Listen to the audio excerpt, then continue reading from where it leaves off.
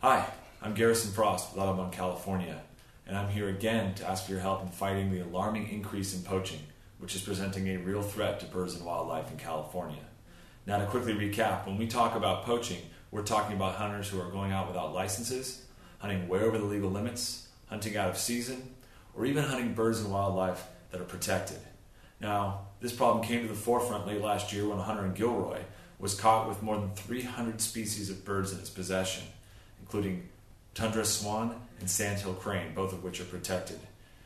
Now, that case also represents pretty well the real problem here, which is that penalties for poaching are so low that poachers know that they can just go out there and do these horrible things to birds and wildlife and know that they're not going to get anything more than a slap on the wrist. That hunter in Gilroy received a fine of just a few $1,000s and lost his license for the rest of the season. That hunter, despite all the carnage that he wrought, is back out there hunting again right now.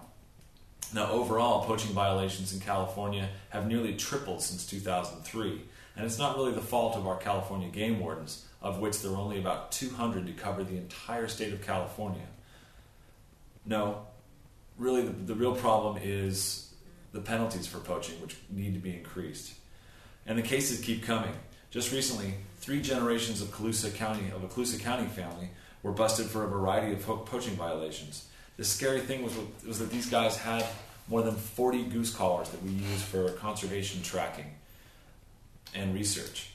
Some of these GPS collars cost more than $5,000. The total fine for these 3 guys was about $5,000 and the loss of their hunting licenses for a year.